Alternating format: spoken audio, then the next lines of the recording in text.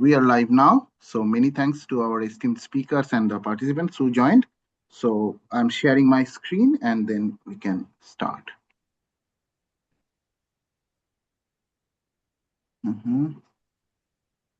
Okay.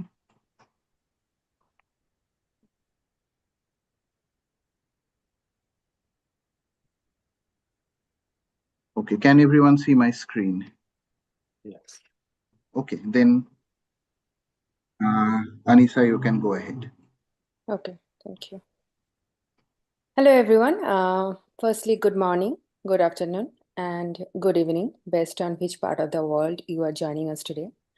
Welcome to SciRO's Global's third webinar in 2025, within our focused webinar series on the topic of AI Horizons, Career and Research Opportunities in India.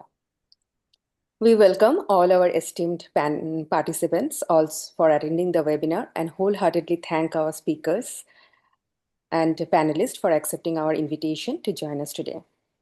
I am Anisha, currently working as a postdoc at University of California, Santa Cruz, and I'm currently an active volunteer member of SciRO's Global 2025 Leadership Team.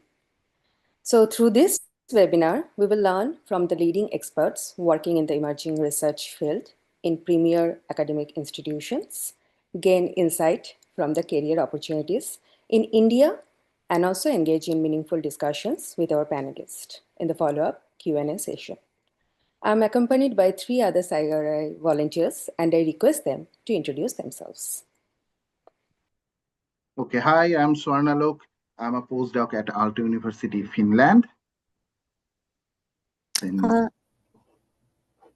Hi, I'm Kanchana Devanathan. I'm a postdoc in Vanderbilt University, USA. Thank you. Hello, everyone. I am Paramita Sarkar. I'm a postdoctoral fellow at National Institute of Health, NIH, Bethesda. And I, along with Anisha and Kanchana, will be moderating today's session.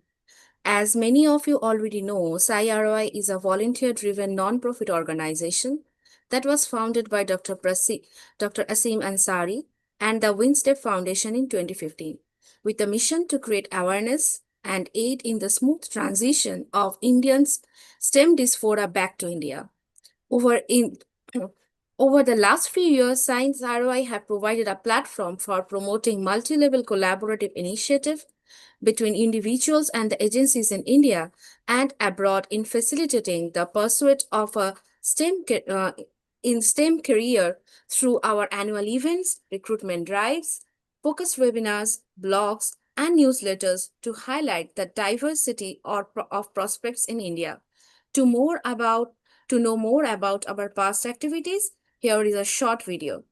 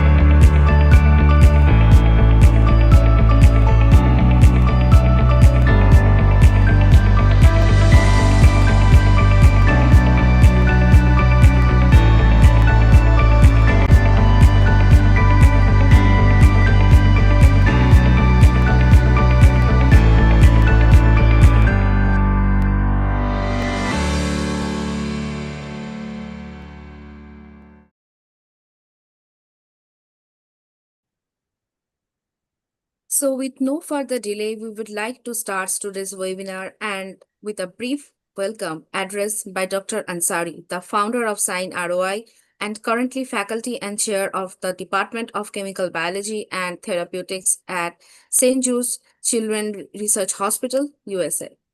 Dr. Ansari. Thank you very much. I'm honored to be here introducing you and inviting the speakers to present their thoughts on this very important subject of AI and the future career horizons.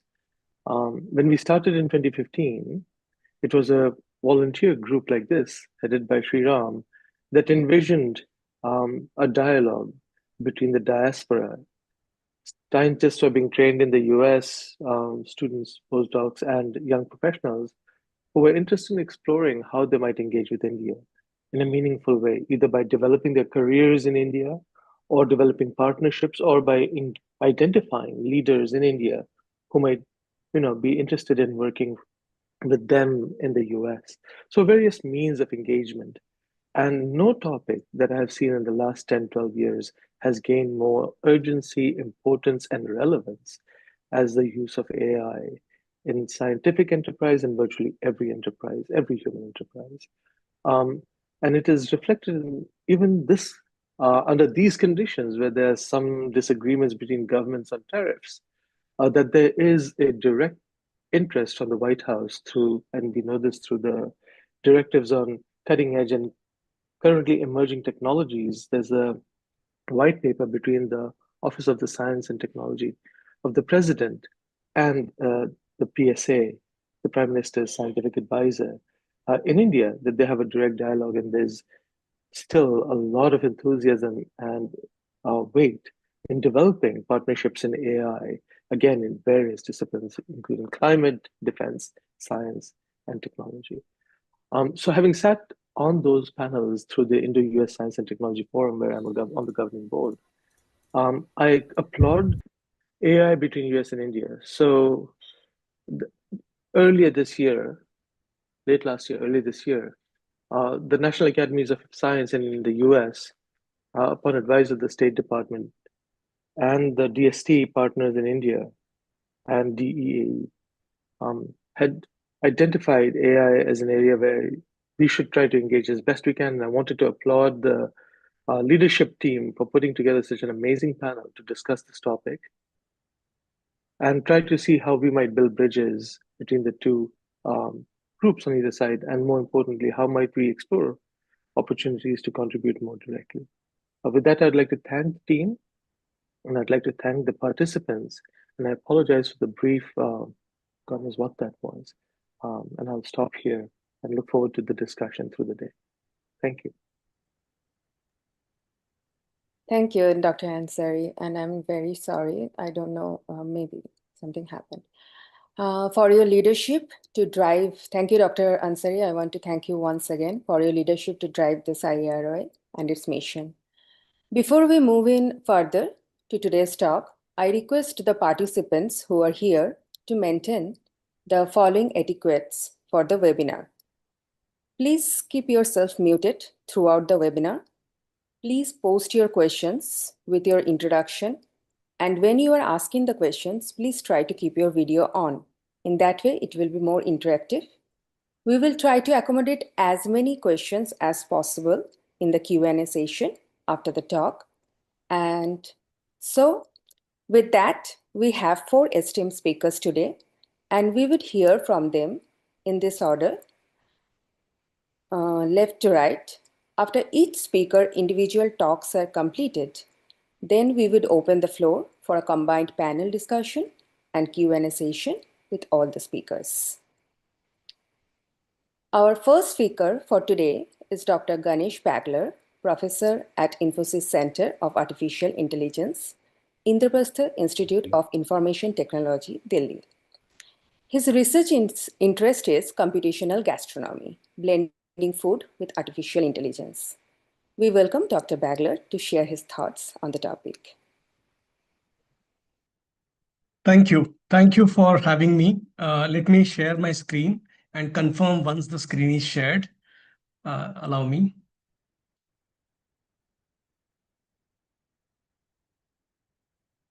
Yeah, I hope no, I don't think the right screen is visible. Are you getting my screen on at your end? It Yes. started now. Is it a multiple screen or a single screen that you see there? Single. Now it's a single. Oh, fantastic. Good. All right. Yeah, I also see it at my end. Thank you. Perfect. So first of all, I would like to thank SciROI volunteers, specifically Swarnalok, who has been in touch with me, and other volunteers who must have done the scouting around and trying to find out people who are working in the area of AI. And there are plenty these days. So thank you for the invitation, first of all. And this area, quite clearly, as also highlighted by Professor Ansari, is something in vogue, and probably every domain in our life is getting transformed with the introduction of AI. So what I would like to do in the 10 minutes allocated to me is to talk about a broader perspective of AI. Within that, I will tell you specifically what we have been doing in the context of food, and how using application of AI, we are trying to transform food, flavors, nutrition, health, and sustainability. I'll touch upon that very briefly. And of course, I'll be open for any questions that might come up later in the context of AI, its horizons, challenges, opportunities within India as well as outside of India. As much as I can answer, I would like to answer that. So I'm Ganesh Bagler, and I'm affiliated with Infosys Center for Artificial Intelligence at IIIT Delhi, Indraprasth Institute of Information Technology. And I have had diverse set of training. As you can imagine, in today's world where people are working in the area of AI, they come from variety of backgrounds. And in my case, the backgrounds have been varied from physics to computer science to computational biology, all the way up to today, what I'm doing, computational gastronomy, a new niche, new area that we have ended up creating. As a teenager, you might be interesting to know what my ambition was. I wanted to be an astronomer. And starting from my training in physics and astronomy, I have come all the way up to gastronomy. So it's pun intended, journey from astronomy to gastronomy, as you can see. And while doing so, we have done a lot of interesting explorations. I will touch upon very briefly some of those as I go forward.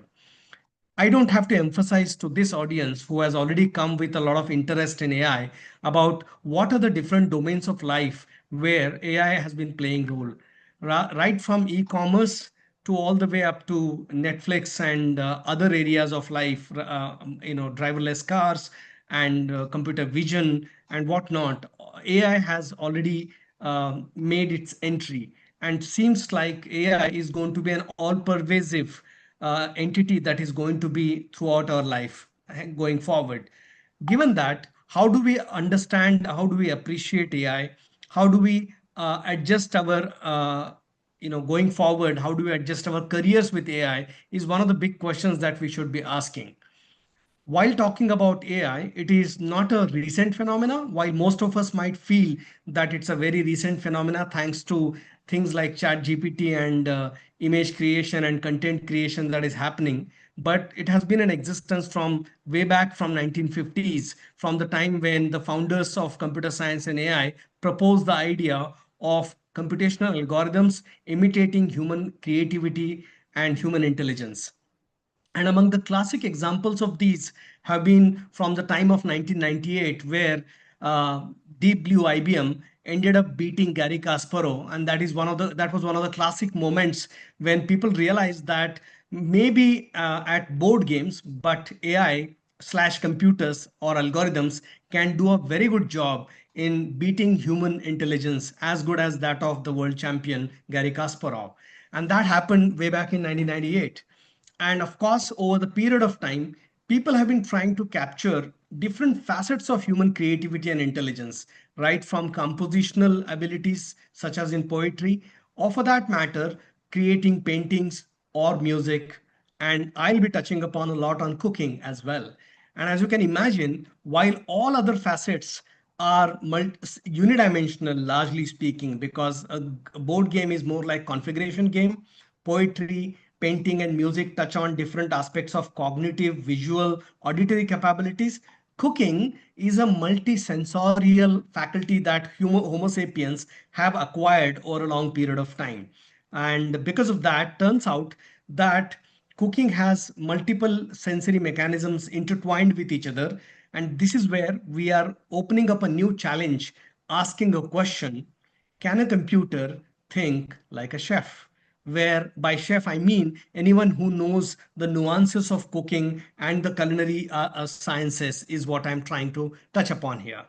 Having said that, computational gastronomy is a new discipline that has been created well within our laboratory. In fact, to this audience who is coming from global spectrum, from all over the world, I would like to highlight this fact that this is a new science, computational gastronomy, which has arisen out of India and now is being globally accepted both within industry as well as in academia. And it stands for blending of food with data science and computing. I'm using artificial intelligence as a catchphrase here, but at the same time, largely speaking, I'm referring to the combination of food, data, and computing. And while doing so, while I'm very, very sure that other speakers will be touching upon variety of other domains of life which have gotten transformed with AI, let me deep dwell on the aspect of food and gastronomy, which most people are not aware of. When we talk about food, I am referring to traditional aspect of food, the recipes that we consume on a day-to-day basis and are attached to, the flavors because of which we taste and smell the way we do, health, nutrition, and of course the carbon footprint, the kind of carbon footprint we leave on the earth by consuming what we do, whether it is the palak paneer or the chicken tikka masala. We eventually leave some carbon footprint. So we have been investigating this area for the last 10 years. In fact, this year we are celebrating a decade of computational gastronomy, wherein we are obviously trying to tell what has been achieved in the last 10 years of its existence of computational gastronomy, started in 2015 incidentally. But the point I'm trying to highlight here is that of the fact that in computer science, which all of you know, unless you have quality curated data, no AI, no good algorithms can exist. And this is where we first realized that gastronomy is devoid of quality structured data, and we have ended up creating databases of recipes, flavors, health associations, and carbon footprints, nutritional value also included in that. Just to illustrate one database out of that, RecipeDB today captures around 118,000 recipes from 74 countries. And very soon we are reaching 500,000 recipes milestone. It's a structured data. So you can ask very, very interesting questions. I'll illustrate one of them going forward, which is a classic example of AI. So I can proudly proclaim that my lab, the Complex Systems Laboratory at IIIT Delhi, is the ground zero of this area. And globally, it is being now followed by the rest of the world. And this idea of making food computable, like Google Maps makes maps computable, and UPI in India, for example, has made currency computable. We believe that food can be made computable, and touching on aspects of nutrition, health, and all other aspects for that matter. This journey, as I said earlier, had begun way back in 2015, when the first ever time we investigated the Indian recipes of around 2,500 recipes from across the length and the breadth of the country. And we showed a couple of things. One is that the Indian cuisine is very distinct compared to the rest of the world, which is kind of intuitionally understandable, but we showed it for the first ever time in a quantitative analysis. And second, that spices are very, very uniquely placed in the Indian recipes. Again, an intuitional understanding for most of us, but we showed it through statistical analysis for the first ever time. And this opened up the floodgates of computational gastronomy, and people like chefs who are the practitioners joined the bandwagon, and they were extremely appreciative of the kind of work that we have been doing. We have been on the covers of Paris-based Food Innovation Quarterly and of course India-based Science Reporter. Those of us who are old enough would know what is Science Reporter.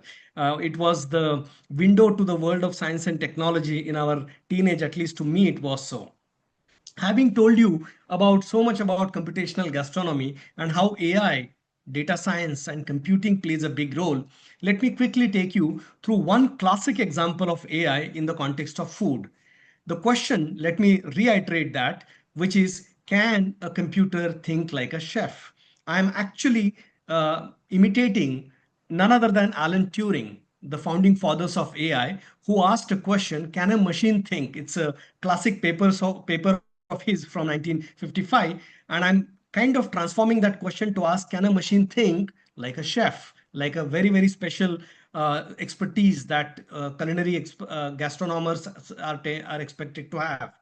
And without getting into the nuances, since we don't have enough time, I would like to present you Ratatouille. Ratatouille is our algorithm, which is basically an AI algorithm, which has been on hundreds of thousands of recipes and is capable of generating absolutely novel recipes, which no other culture across the globe has seen until today. No other civilization has seen it today, but it can generate one. But obviously, I know skeptics amongst us would be thinking that, Ganesh, it's one thing to have algorithm which can generate text which is seemingly like a recipe, but it's completely another thing to have it tasty and have it palatable. And this is where we are working on, and we have done what is called as a Turing test for a chef, which basically evaluates the recipes for its ability to generate recipes which are so good in terms of its written text that they can fool a chef into thinking that it is real. So that is a classic Turing test, by the way, which we have imitated or copied in the context of gastronomy. And our algorithm presently has an accuracy of around 80%, which is not too bad. And we are trying to achieve better accuracy going forward. This is the Turing test for chef. Again, I'm not getting into the details of it. Provided there are questions, I'll touch upon it since I'm losing my time. So I strongly believe that AI, among other areas in life, in gastronomy, in food, flavors, nutrition, and health, can play a huge role in transforming the way we eat, what we eat, how we eat in a dramatic fashion. And one of the classic examples of that is personalized nutrition. What I need to eat when I have diabetes is different from what Professor Ansari needs to eat or what Dr. Swarnalok has to eat. So can you make a recommendation on the basis of an AI algorithm? And looks like that is heavily possible to make a personalized nutritional advisory to an individual specific to an individual. And all of this work, apart from creating a new discipline from within India and to globally, I mean, made in India for the world is the kind of a science that we have created now.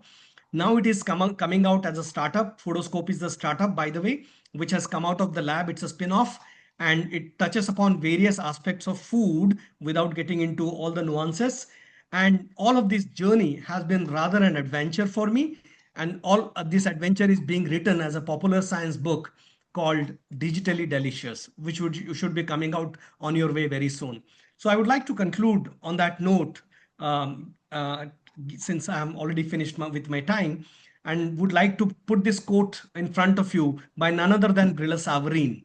Brilla Savarin was a 200 years back gastronomer, and he in fact coined the term gastronomy for the first ever time in his book, The Physiology of Taste. It has taken us 200 years to move from gastronomy to computational gastronomy. But what he said at that time still rings true, which is that the discovery of a new dish confers more happiness on humanity than the discovery of a new star. So while I could not become an astronomer and discover, I hope to discover new dishes by becoming a gastronomer. So with that, I would like to stop and leave it to you, the organizers. Thank you.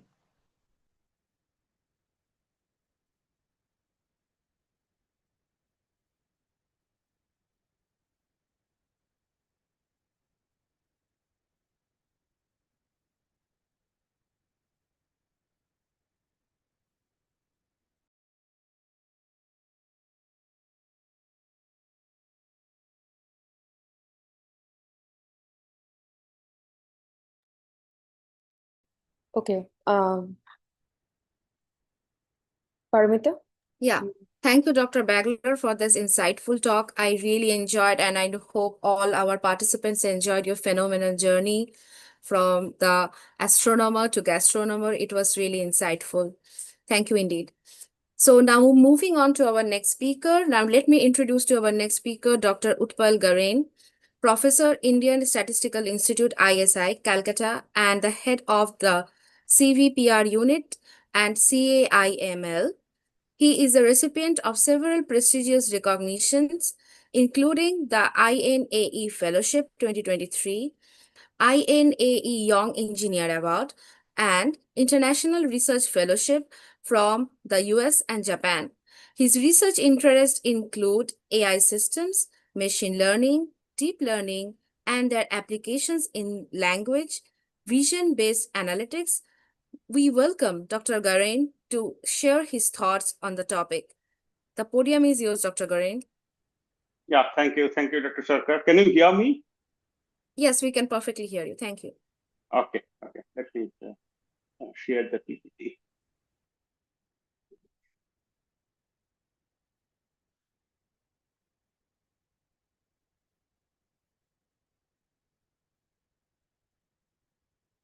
Okay, I think you can see the PPT, right? Yes. Yeah. So thank you for inviting me. So I deserve special thanks to my friend's brother, Dr. Fernando. And I was not aware of this wonderful initiative. And that's why, in one sense, I'm fortunate being invited to speak at this forum. And this is really, phenomenal that, the students who are, and the scholars, even faculty members like Dr. Ansari, who are working outside India, you have developed such a beautiful forum. So I'm really thankful for getting this opportunity to speak at this forum. As already Dr. Sarkar introduced me, that I'm currently a professor at Indian Statistical Institute. Probably all of you know about this institute, founded by legendary Professor Mahalanobis, Prasanta Chandra Mahalanobis. And in this institute, currently I'm heading two departments. One is Computer Vision and Pattern Recognition Unit. It's under Computer and Communication Sciences. And also 2019, we have started a new ISI Center for Artificial Intelligence and Machine Learning, and currently I'm heading. Okay, so this I did not add initially, but I lately when I read the email from Dr. Sarnalok, I thought that, yeah, this my research journey I should have included. So after finishing my school, I joined Jadavpur University for computer science and engineering. So from 1990 to 94, that's the time I got bachelor degree in computer science and engineering. And then for 1 year I spent in industry, then came back for finishing my master's.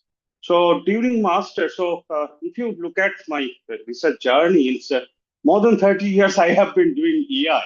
That's because my bachelor dissertation was on optical character recognition for English character that time. But that was fascinating when I look back.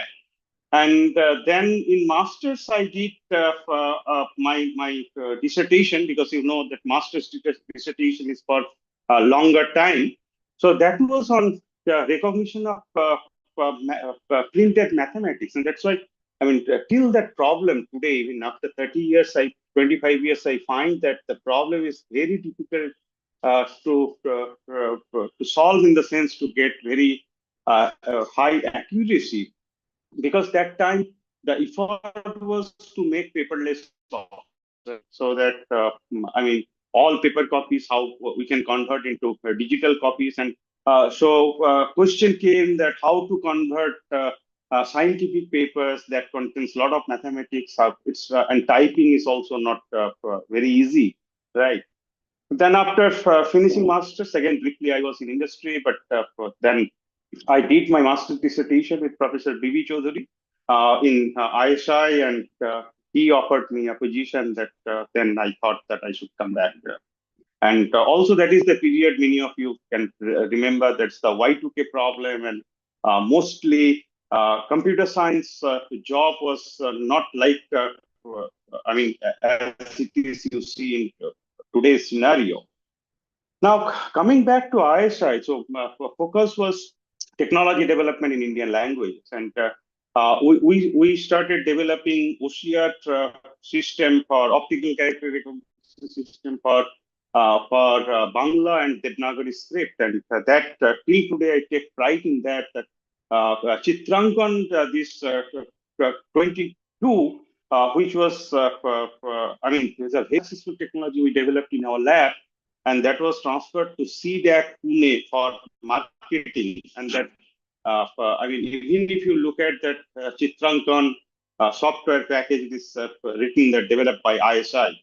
And 2005, I finished PhD in, again, the same topic. I continued after my master's that because the problem is really difficult that I added handwritten mathematics also that can machine. So if you write some mathematics, is it possible for machine to recognize it and convert into a say something LaTeX script or XML?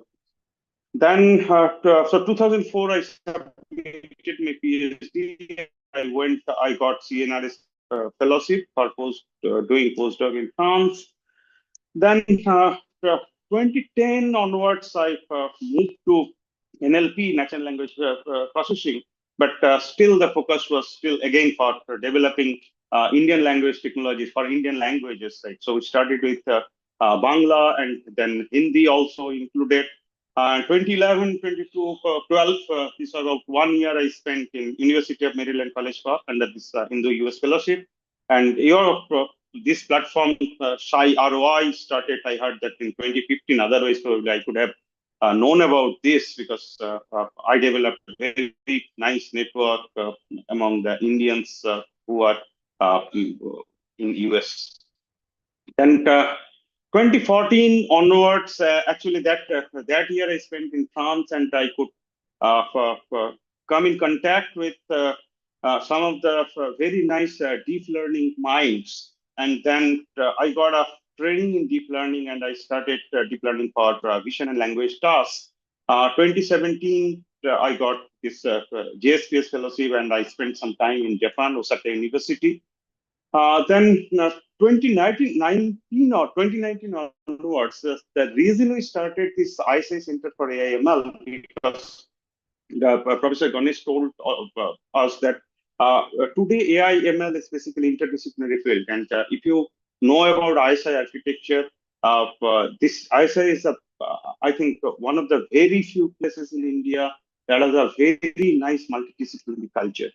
Because the idea of Professor Mahalanobis was to develop a statistical institute, but along with all the fields where statistics is needed as a tool.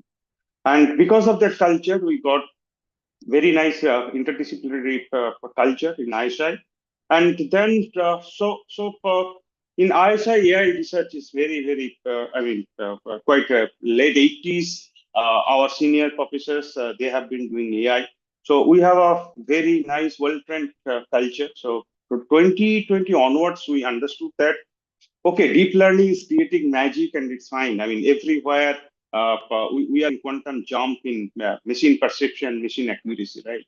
But the problem is with the trustworthiness of AI systems. So 2020 onwards, in the last 5 years, we have been doing this, that how to make AI systems more reliable, how to make AI systems more trustworthy. And then another field is coming up because if you know the machine learning principles, so it's basically almost all algorithms, they try to learn the correlation between input and output. You give some input and there's the supervised learning, you tell that, okay, this should be the output, it learns some correlation. But that has, okay, engineering success is enormous, but to some extent, so I can cite that very funny example that if you know that, okay, how many Nobel Prizes a particular country has won, and what is the chocolate consumption of that country people, then you will find a very, very high correlation, right? Now, if you want to decide that, okay, I want to increase number of Nobel Prizes to win by my country, then the machine probably will give you the suggestion that, okay, you increase the chocolate consumption. So that's a funny example for one, I mean, the shortcoming of these machine learning algorithms. So what is needed is causal AI. So can we find out the latent variables that is which are governing the decision? So causal AI also we have started, and I mean, who are following AI research today, one of the direction is causal AI to make reliable AI system. But what is reliability? That's also not very very clear in the context of today's Gen AI. So recent results, what we have achieved 2025, I mean last week, that is the multi-role alignment of LLMs, because you have seen that, okay, LLMs are great, but their use is, I mean, couple of days before we got the news, many of you probably followed that news, that one person, LLM has suggested that person, okay, for the benefits of the environment, you can sacrifice your life, right? So, for many mental health issues, we are interacting with LLMs for many other reasons, and LLMs is giving us answer. So a lot of research for last 2-3 years, people are organizing that how to put guardrail against all these things, but nothing is coming out with a very high, I mean, efficiency. So these recent results, what is accepted in EMNLP, one of the best conferences on NLP, empirical methods in natural language processing. So there we have shown that multi-role alignment is possible. So idea is that if Alice is a authorized user and Bob is not an authorized user, then for the same query, LLM will give answer to Alice, but it will give a rejection to Bob, who is unauthorized user. I'm sorry So, to go in, Dr. Garin, but you are already in the 11 minutes of your talk. So, right, yeah. right. So, yeah, so we do a lot of industry collaborations. Say, for example, TCS Research, Sandvik from Sweden, and Capital One Data Labs, Alima, and also execute a lot of government projects, DST, DRDO, independent. So the next part probably we'll talk about when specific questions will come, that about this opportunities, research opportunities in India in AI space. Okay, I stop here. Thank you very much. Thank you so much, Dr. Garan, for such an insightful and also thought-provoking talk. And thank you sharing for your research journey. So we truly appreciate the way you highlighted. Now we would like to introduce our next speaker, R. Midhun Krishna, research staff at Vienna University of Economics and Business. His research interest includes SOX internal controls, disclosure practices, and cybersecurity risk using advanced econometrics and NLP. So welcome, Midhun, and the floor is yours. Thank you. Thank you. So just give me a moment to share my screen. Okay. Hope my screen is visible. Hope my yes, can you yes, see my screen? your screen is visible. Yeah. Okay, perfect. Yeah. So thank you, team, for the invitation, and thank you, Sarnalok and Pallavi, for inviting me. You might want to swap. You might want to hello? swap your you may want to swap your display. You're displaying presenter's view rather than the audience Okay, view. okay. So on top display settings, you could just go there. You can swap it. Okay. Just a second. Put it in the presentation mode first, and then use the big screen, the full screen mode for projecting it, for rendering it. Yeah. Like, how is it now? I think it's. It has stopped completely now. You want to first Okay, put it in the presentation mode. Just. Yeah. So I think now it's better, right? No. It's not in presentation mode yet. You have to do the slide mode now. You go to presentation mode. Yeah, Yes. I think it's in presentation mode. Yeah, perfect. So sorry for this inconvenience, and thanks for the invitation. So my name is Mithun, and I, recently I'm in a tricky juncture at this point in my career where, I started my, PhD research career just before ChatGPT came into the picture, and then I completed my PhD qualifying examinations while ChatGPT was, getting all the attention and all the boom. So I'm thankful in a way that I completed my PhD qualification exams before ChatGPT got all the mainstream attention. And now currently I was in the job market for a while, and thankfully I got a position. I got a very early stage position at Vienna University of Economics and Business. So like I'm basically an engineer who moved from chemical engineering to into econometrics. So like unlike the general crowd that we have here, what I would be interested in talking about is basically statistics or econometrics, or how econometrics as a subject has an impact on areas like corporate accounting, disclosures, cybersecurity risk, and risk management in general.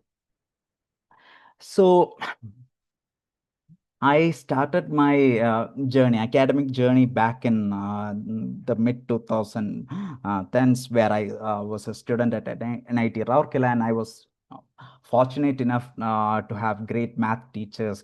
I did not have great grades, but then they taught me how to approach mathematics as a subject, and intuition was one of their biggest takeaways from their classes. So after 4 years almost, during my BTech, I took number of courses where I failed in many of the math courses in the first attempt, and thankfully I passed in the second or third probably. And I was not afraid of mathematics anymore, but I was not an expert, but I was not afraid at the same point.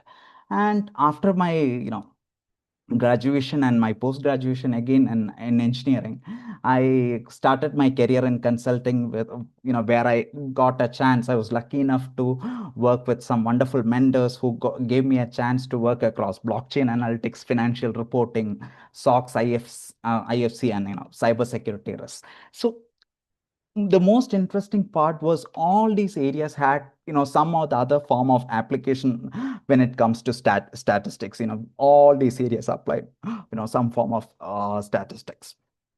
And to while I was doing all the home office stuff during COVID, I started thinking of why not do a PhD if I'm interested in statistics. So I started talking with Professor Partha Mohapatra, who was actually my senior from college, and Professor Anidhi Asi.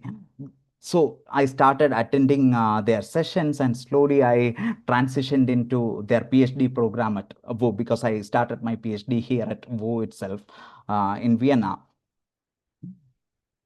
And I started reading papers on how we can give a statistical treatment to real world problems in financial reporting, in internal controls, and all that. That's how I started my PhD journey. So during my initial years, I was also working in the industry, because the kind of program that I was in, I had to continuously talk to practitioners. I wanted to understand what was going on out there in the real world. So I would spend a lot of time talking with my clients and internal teams at both at Grant Thornton as well as in KPMG. So I worked with a lot of practitioners. And along with that, I think what helped me is, I got significant graduate level training in statistics and advanced econometrics. So during my time as a PhD student, I think one thing that really helped me was that the focus was clearly on learning from advanced materials, and it was not solely on rampant publishing. I know academic culture differs in different places, but I was lucky to have that exposure of learning from the best. And my advisor used to say this, I'm training you to think, and that should be your first priority as a PhD student. You need to learn how to think. And like any other PhD students, I spend a lot of time procrastinating and just pushing my work away. So that was one bad thing I did in my initial years. So my current focus has been to use, statistical techniques and advanced econometrical techniques in cybersecurity risk disclosures. That is, in short, it is like understanding how companies are disclosing their cybersecurity breach information, because this information can have a clear impact in the capital markets, and so companies do play around with how they are, disclosing their cybersecurity breach and its outcome. What is the impact? If you have if it happened to have a financial loss or something like that. And another aspect of related area that we closely work on is trying to understand how corporate firms do release material weakness information into the capital markets. Again, this has a huge monetary impact, and companies always try to optimize on bad news disclosure. So this is something that we are looking at. Again, we use lot of statistical tools and econometric techniques. And then another area that we are looking into is XBRL reporting, which is again a scientific form of reporting, and where there's a growing interest around how truthfully companies are trying to use this technology to report it. So during this talk, like Professor Gorain and Professor Backler has touched upon some very interesting aspects specifically into their domain. So I just want to, touch upon something that I have been reading recently. There is a book called AI Snake Oil by Arvind Narayanan from Princeton University, which gives you this very interesting picture of, we always see there's a huge AI hype, effectively it's saying AI is coming for you, for your life, for your job, for your family. That's what I feel. I mean, when you open any forum like LinkedIn or a newspaper, that's what you see. And even we have Sam Altman claiming that it has PhD level in intelligence. So, but it got me thinking, and I started reading this book called AI Snake Oil. Something that we don't see easily is that we need to clearly understand scaling is not intelligence. That means, what AI tools can do is prediction. At the same, that means predicting the next word, but at the same time, it's not going to do reasoning. It's like, let's say we have a parrot, and we can teach the parrot 10 words, and it can give you long sentences. The parrot will repeat back long sentences, but that doesn't mean parrot knows what it is talking, or parrot knows how to think on its own. This is one aspect of aspect or a limitation I see when we start thinking of implementing AI systems in a random or haphazard way. And another limitation is, I think we are hitting a plateau when it comes to training data. We have almost exhausted all our options. We have already trained AI models on the available books, articles, blogs, everything as possible. Now, whatever is pending, it has tried. It has already hit a plateau where we do not have more quality data. That brings us to another issue here, that is synthetic data, because already there is a rising amount of content that's already AI generated in platforms like LinkedIn, in blogs, even in textbooks, which is already from AI. So that's effectively recycled data. So this recycled data cannot be used as quality data for further for training purposes. And another point, which is of huge research interest to our university research groups here in WU, is the business and market constraints for AI. So this is more like a Concord problem. So beyond a limit, even if you invest a lot on advancing your AI capabilities, it will hit a plateau where it won't give you the business outcome of it. The ROI, the financial ROI or the business ROI would be limited. So, just to give you a reference, this book by Arvind Narayanan on AI Snake Oil is very interesting if you want to understand how and what AI can do and what it cannot do. It's a very realistic, very science-driven non-influencer view of what AI can do for us in the future. So, I started teaching full-time courses recently, and I was recently in the job market in India applying for positions. So, I have been spending time building my teaching statement and all that. So, I've been thinking, like on a teaching front, I feel if we have to help students, or if we want to build a robust capability at the institutional level, just like Professor Gorain said, we have to focus more on statistical learning, which I feel is the base of all AI technologies. And we get more value when we have predictive capability, that is, the basic AI technologies, and that's combined with causal inference and, the knowledge of causal mechanisms. So I feel if students, especially computer science or students across domains, if they have a flavor of this kind of courses, it would be very helpful. And for that, I don't think we should be even reinventing the wheel, because what I have seen from established courses, and I've attended some very interesting lectures in the past few years. So we can use existing resources like ISLP, Introduction to Statistical Learning. It's a very interesting book that I use.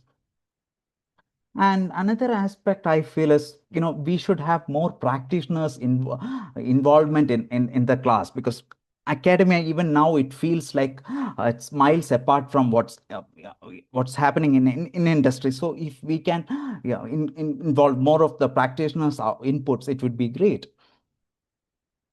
And I feel another aspect that we actually have to focus on is helping students have strong technical and scientific writing skills, because ChatGPT is killing it big time, that the students do not write technical things. Maybe it could be assignments, or by term papers, but if they are able to write good technical documents, that's a great skill that students can gain. So on a research domain, what I would look at is, now we see every day, we see some of the other AI initiative announcements. So I feel academics across the domain, be it in biology, medical sciences, and or even in accounting or economics, academics can. Hello, I'm sorry, Mr. Krishna. I think you are already in your final minutes of your talk. Yeah. So I'll if you just can finish wrap- off in yeah, 2 minutes. yeah. So if academics can help, industry players, segregate between what is actually doable and what is not, it can save the industry partners a lot of money, effort, and time. So this is where I feel we can contribute as a community. So we can have joint validation projects. These are some of the things which we do at WU, where we have joint validation projects, and we develop joint benchmark data sets and translational labs, because we have a entrepreneurship and innovation center here, which focuses on such kind of activities, where we do validation and benchmarking of data sets, and we do certain tool reviews as well, which can actually come out as scientific publications. So in a way, there are a lot of possibilities. And if anyone is interested in or having thoughts on teaching statistical methods, I'll be happy to talk, because this is something that I'm currently looking at.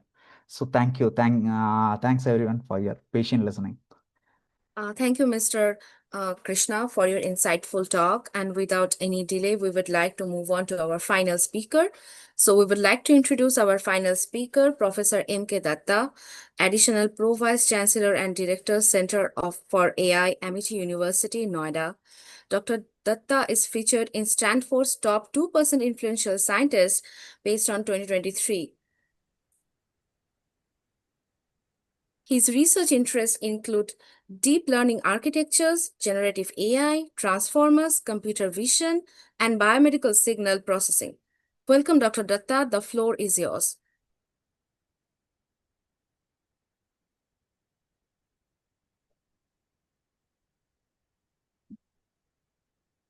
Okay, so good evening and good morning to one part of the world, people. So is my screen rightly aligned? Yes. Is it full screen mode? And am I audible? Video fine? Yeah, Yes. we can hear you. Okay, great. So thank you. So first of all, thank you all the people from ROI, the volunteers, and the organizer of this webinar. I'm MK Datta. I'm a core AI scientist. So I'm a PhD in computer science and engineering. So across my career, it was always engineering and signal processing. Currently, I'm the head of this, AI center, which is in Amit University, Noida. We have good, adequately, competent faculty, and also we have got supercomputing power. We have the GX2 A100 cards, around 10 petaflop computing power. So we are working. We are involved in many more, many projects. I'll focus a little bit on my talk. This is our lab. We have good enough compute. That's it. Also a quick look, like from fundamentals to advanced models like large language models and multimodal AI. So all these latest things also we are teaching to our UG and PG students. Also, our university, particularly the Center of Artificial Intelligence, which is built up, believes that AI is for all. Actually, AI, there should be customized courses for biotechnology, for arts and humanities, for pharmacy. Actually, we have already, this center, the Center for Artificial Intelligence in Amit University, has customized courses for all domains and all branches, irrespective of the computer science or engineering or law or pharmacy or biotechnology. So that is the mandate of this university. And, as the director of this center, I'm leading this. I mean, I always show this slide whenever I talk about AI. AI was actually, I have seen, I was very much, I have seen AI grow. So during 2010, 2011, when I had papers with supervised learning, feature extraction, like support vector machines, naive Bayes, Adam Forest, and then comes 2011, 12, 13, 14. The deep learning era comes in. Then we started GPUs, we started training models with the CNN models, RNN models, and then comes the most important day, the most important time, that was December 2017. So the paper that comes from Google Brain, that Google defined that attention is all you need. They gave this the transformer architecture, the attention mechanism, and AI actually becomes super powerful from December 2017. So, for the benefit of people, like I always explain like this. Prior to December 2017, AI was like an ant. It was like a small ant. And prior to 2017, after 2017, in 2018 onwards, AI becomes like a dinosaur. AI becomes like an elephant with unlimited and infinite. I mean, the people who are in computer science, they know the transformer model has got unlimited context memory. The power of AI becomes unlimited. The only limit, the only constraint is like kind of data and what type of compute power you are in. Like we have seen how OpenAI and the Meta and all these big companies investing so much on AI. So we are sitting in a time we are in 2024, and we are sitting in a time on the Gen AI space where the power of AI is infinite. We can train any amount of data, and we can, we have got extraordinarily complex, AI modeling, like the multimodal AIs, the CLIP model from OpenAI, the Flava from Meta, which are so much competent to train different categories of data to make interesting decisions. This is our center. So we work with healthcare, we work with agriculture. So a lot of things. I'll just show some of the glimpse. This is one of the work that we are doing. So in India, we have a VRDL network, a virus research, detection laboratory. There are 150 centers. So there, from there we have got we have collected data of 40 lakh patients. We are building an app. We are building an app where it will be a mobile app where the doctors and the healthcare people. You need to incorporate. You need to input some of the features like diarrhea features, fever features, jaundice features. They'll ask you some 14 or 15 questions, and on the basis of that, with the confidence score, it will return you that, let's say 55% it's influenza, or 15% it is dengue, or so. what happens essentially is that you are cutting down the probability of doing the pathological tests. So otherwise, a doctor who otherwise may recommend multiple tests, like go for a test for dengue, go for a test for go for a test for chikungunya. So with this model, we are in a position where you can actually bring down with a certain amount of confidence score on what may be the viral infection. So Rizwan is the lead from NI, National Institute of Epidemiology. So he's the one who has got access to this patient database. I'm the lead AI scientist for that, and we have a team working on this. This is another interesting team. Sujit Gautam, Dr. Sujit is actually an anesthesia doctor. So he's more interested. He has seen people with pain and so many things. So we are developing an AI app, a mobile app called as Pain Buddy. Now, what is this Pain Buddy? We have trained an LLM model with the literature of pain, like the textbook, the research papers of pain. And now our LLM with a RAG network developed, is capable enough of understanding and interpreting anything related to pain. And also, when a patient enrolls or registers in our app, the basic biological and the medical conditions of the patient, the history is also recorded. And then, just like a doctor, it can keep interacting with you and keep giving you recommendations and suggestions. If, for example, you ask a question, like, I have taken the painkiller injection and still it is not helping me. It is not still, I'm not getting relief. The app will give you some kind of recommendations. The app is also integrated with, radiology, imaging, medical imaging. It can read. We have used computer vision models, so like MRIs, CT scans, and ultrasound. So what you can imagine here is that just like a personal assistant doctor, because chronic pain for certain patients in India is a big problem. So this is a problem we are working on. Maybe a few more use cases I'll show. This is with AIIMS. Chandan Das is a radiologist. He's a professor of radiology in AIIMS. So we are working a problem with India. I think the cancer load of gallbladder is going very high in our country.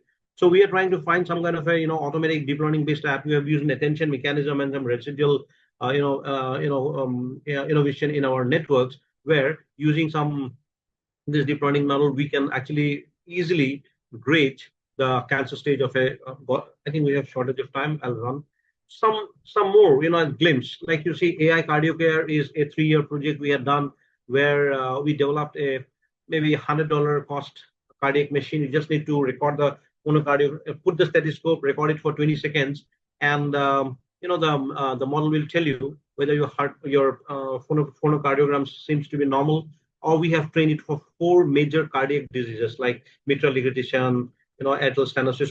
So this is how we do it. So this kind of innovations are required in a country like India, where we have some shortage of specialist doctors. The next one, the left side bottom one, is a very interesting innovation. So what in India, once again, that cancer load is very high. Now, breast cancer, you need a mammogram system and for the grading of the breast cancer, because WHO has already given you some kind of advisory.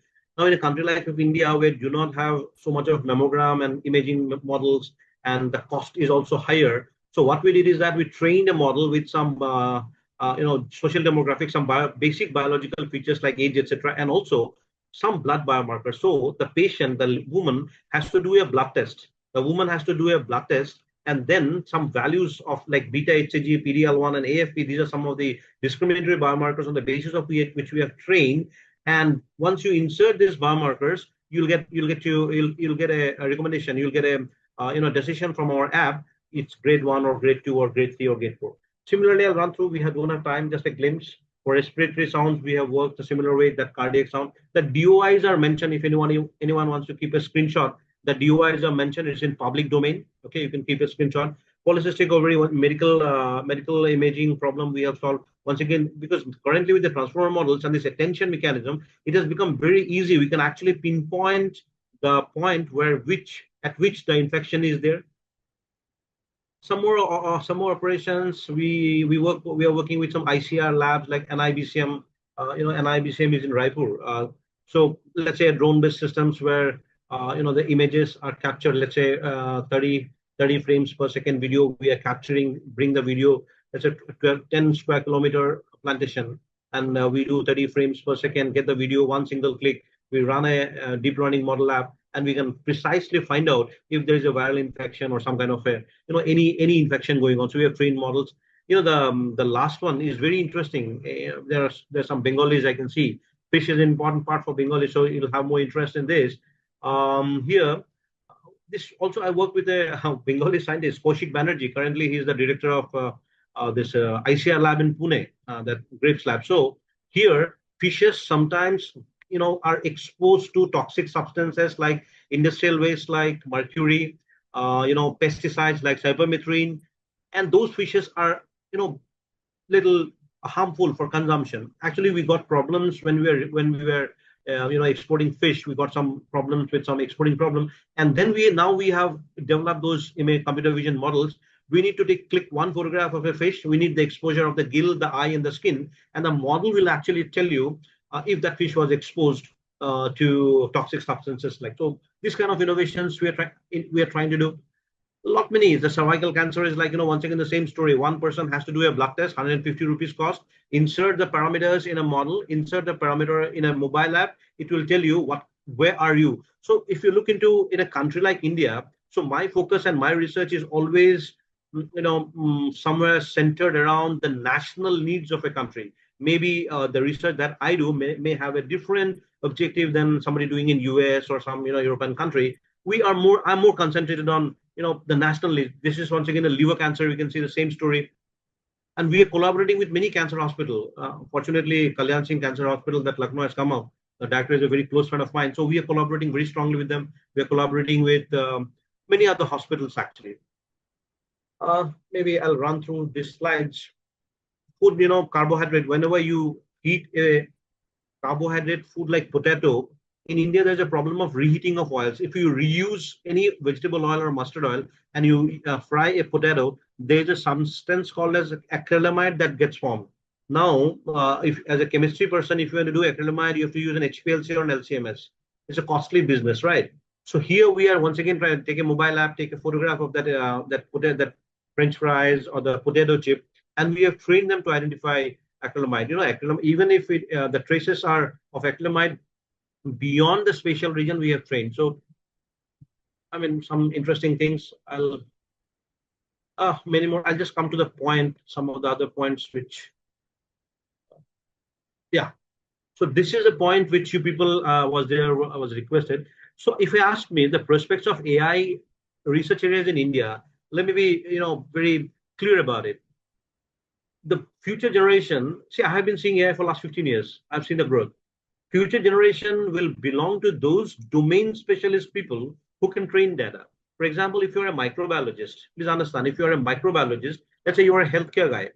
So if you know what kind of data and how you, curate the data, which actually you may not know the backpropagation, you need not know the backpropagation model, or you need not know the matrix or the linear algebra or the differential calculation, etc. But if you know how data is to be curated and how AI can actually be used, you may not be an AI architect, but if you have a domain knowledge with an understanding of how data can be curated and trained, that's where the future lies. So if you ask me, a microbiologist, an environmental scientist, a pharmacist, an agricultural scientist, everybody, it will be super, super valuable if he can understand, how curation of data and how the AI pipeline works. I'm not telling you that you should know all the nitty-gritty of the mathematics or the pipeline. So in India, language models are popular. Bhashini is a MIT supported company. They're doing great. So this is one area, India things are going very high. Healthcare and bio, see, healthcare and agriculture will always be a priority for this country. We need innovations, we need frugal innovations. So, there's something called as a frugal AI also. What is frugal AI? In a country like India, we may not have the luxury of an open AI, having some billions and trillions of compute power, right? With billions and billions of dollars. So frugal AI is those kind of computing models where with limited resources, how we can do it, especially in the health, which I have shown you in that cancer biology problems, healthcare, in agriculture, climate and energy resilience, smart mobility, of course, cybersecurity. So, to sum it up, domain knowledge, but you see, an AI scientist is handicapped, giving a particular solution to a particular domain unless and until he collaborates. I've shown you the cancer biology. I'm dependent on Chandan Das giving me all kind of cancer information. I'm dependent on Kaushik Banerjee telling me all kind of agricultural information. So this is where it is. And just an example to show. So domain experts plus AI scientists collaborates for AI projects, and that's how it looks like. So an AI scientist who actually pumps in a lot of value to the AI pipeline may not necessarily be a deep learning engineer or a transformer-based, data architecture architect, but somebody who also has got a deep domain knowledge, because unless and until the problem is formulated and what kind of discriminatory things to pick from the data, the AI scientist will be handicapped, because AI scientists do not have the understanding of pharmacy or microbiology or agricultural science. So these are the things, the synergy between this domain scientist and the AI scientist, the understanding and interpreting of the data. This is very important. How the data is to be curated and what kind of data AI can actually read. Framing of the problem. The pharmacy person has to come and frame the problem. What is the drug resistance of a tuberculosis problem? For example, with Sandeep Mukherjee, who is the deputy director of ICMR Kolkata, I'm working into a project. So Sandeep keeps telling me every state how when you insert a drug, how the resistance works, and we actually try to give architecture accordingly. Feature engineering and labels. The domain fellow will tell us which are the most predominantly important feature. For example, the biologist, the fishery fellow I work with, this CIFT, Kochi, that Central Institute of Fishery Technology. There's a friend, Mohan. Mohan keeps telling me, look into the gills, and there you will get discrimination about the toxic substance. So then we come to talk about trust and adoption and high value professionals. So I say high value professionals, domain experts with AI literacy. My last point may be a very important point we can note. In the future, anybody, let him be an automobile engineer or a microbiologist or a pharmacist, he will be a very high value professional who will have a domain expertise. He will know the automobile engineering, and also he knows how to train model with data. Example, I already mentioned a radiology. Let's say you want to do an MRI automation with a computer vision model. Unless and until a radiologist collaborates with a AI architect, you cannot do it, because there's so many things. Let's say we develop a heat map. A heat map. In attention mechanism, there's a concept of heat map where the most discriminatory portions are labeled with some red color, right? Now, me as an AI scientist, I will have no idea, looking to the heat map, whether my AI model is working fine or not. At that stage, I'll need Dr. Chandan Das, for the AIIMS radiologist. He will look into my model and he will keep guiding me. Well, your model is performing good or not good, or these are things you want to do. So this is what I mean to say. I showed you that crop disease detection algorithm. Dr. Pankaj Sharma, he's a scientist in NIBCM Raipur. So with him, we are working, and every stage he keeps telling us that the nitty-gritty of the agriculture, the biology part of it. So to sum it up, I'm summing up my discussion saying that it's not the pure architect. See, at certain stage, even a value of a pure architect like me is replaceable. Please understand, like GPT-5 and Llama 4, they have given you coding engines. Let us say somebody who is a fine sense of data and discriminatory AI pipeline, they will not even need an AI scientist like me. They will get inside a Llama 4, or they will use a GPT-5, and they will build their own pipeline. So AI architects and complemented by these domain scientists, the problem will come from the domain scientists. No domain, no area, no application. Soon, we go to a Fortis hospital in India, you will see a computer before you see a doctor. So that's how it is impacting. Nobody can deny the power of this AI. And thank you so much for your time and interest in inviting me. Oh, thank you, Dr. Datta. That is such an insightful, and I feel really motivated being a virologist, So thank you so much again for sharing your insightful talk. Paramita, do you want to? Yeah.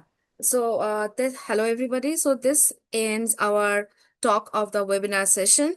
So for those who haven't subscribed, we would encourage you to subscribe to our YouTube channel to stay in tune with our future activities. Now, moving on to our next portion, to start with our panel discussion and Q&A session, I would like to remind you again of the Zoom etiquettes. Please keep your phone muted, on yourself muted throughout the webinar. Please post your question with your introduction in the Zoom chat. We will try to accommodate as many questions as possible in the Q&A session. After the session, please keep your video on for a better interaction. And now I would like to reintroduce to our wonderful co-volunteers, Dr. Swarnalok and Dr. Kanchana, for the question session. I have a question, to all the panelists. How do you see the current AI research landscape evolving in India, especially in terms of institutional support and funding opportunities?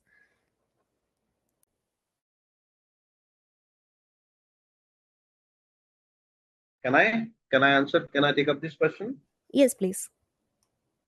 See, we are in Ahmed University. For example, if you really talk about foundation models, India is still not equipped to actually generate foundation models, right? We are doing. There's an India AI mission, and a lot of things are happening. But still, if you talk very honestly, in India, it is only at the application layer where you can work. Maybe you can fine tune a model, or you can use a RAG network tool. Because India, as a diversified, see, the needs of India will be slightly different than the need of US and European countries, right? So in India, still there's a lot of money. There's a lot of what do you say, business opportunity, startup opportunity, PhD, conversions, but limited to application levels only. India, I don't think we are still very much equipped with the foundation model. So if you talk about foundation model development in India, no, we are not ready for that. But the good thing is, at the application, I don't know, what are you, a biologist? You are a pharmacist? What are you actually? If you are I'm an engineer. You are an engineer. Oh, you are an engineer. So for you, if you think that you want to make some foundation models in India, it will be difficult at this stage. But you can work in the application layer, because India as a country needs a diversified range of solutions. Okay, so there is big opportunity. People are making a lot of money. But yes, at the foundation level, if foundation modeling is not so popular in India yet. We are not ready for it actually.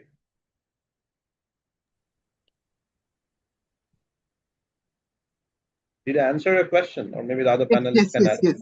I think. Thank you for your answer, and I would also like to hear the opinion from the other panelists also. What do you think about these?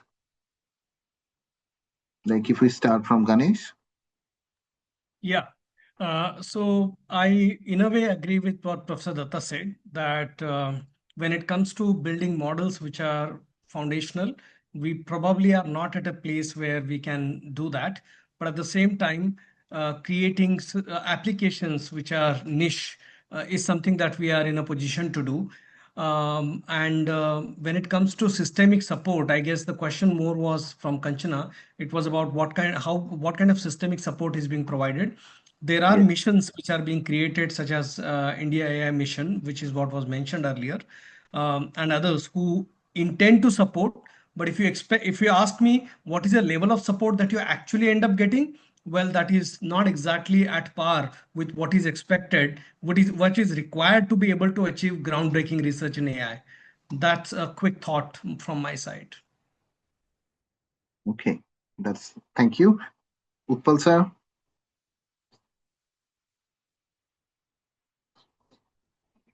Hello.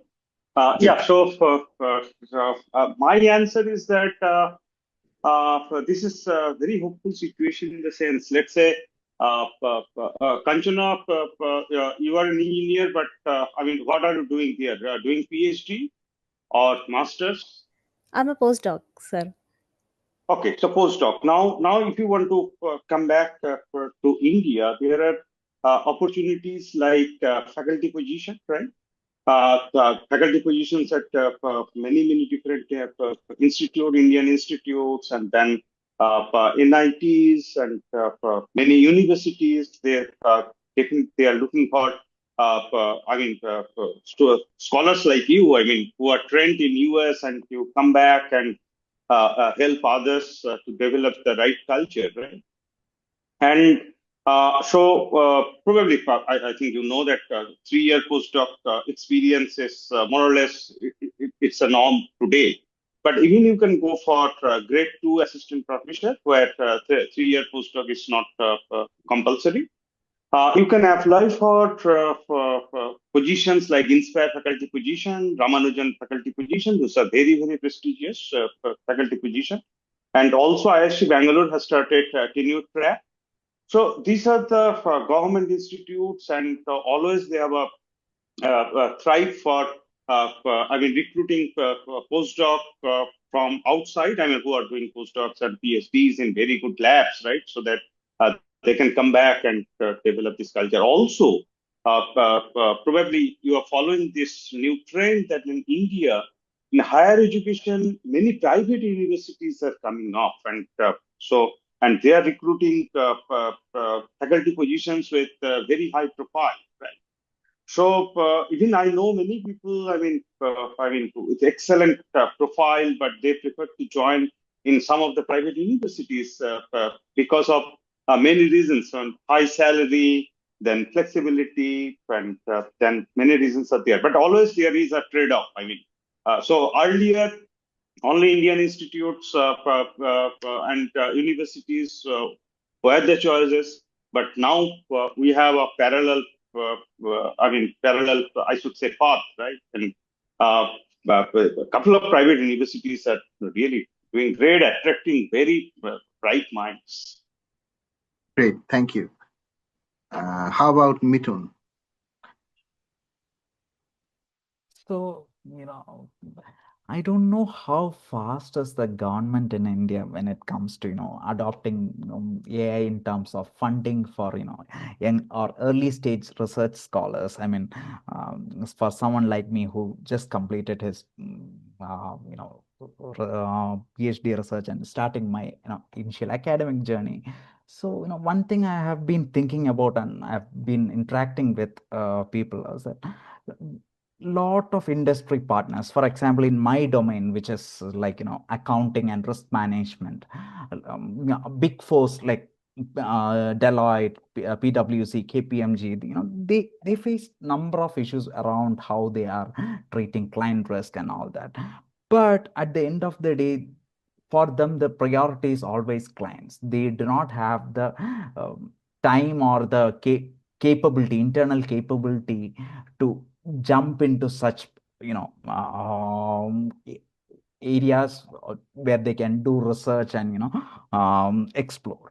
So in such a scenario, I've noticed that nowadays, such firms like big accounting firms or big, economics firms are open to partnering with, young academics or now for a, a grant of maybe which is like a 5-year grant where they can specifically look into targeted set of research questions, which effectively can become, useful to the company in some or the other form. Because I myself is involved in one such grant, and my research is more like informing what they are trying to do in the industry when it comes to how a big audit firm wants to do a risk review of their clients. So I'm trying to do something which they are interested in and they are paying for it. So definitely this is what I'm doing is here in Europe, and there would be other variables when we try to do this in India. But I think this would be an interesting model to look at.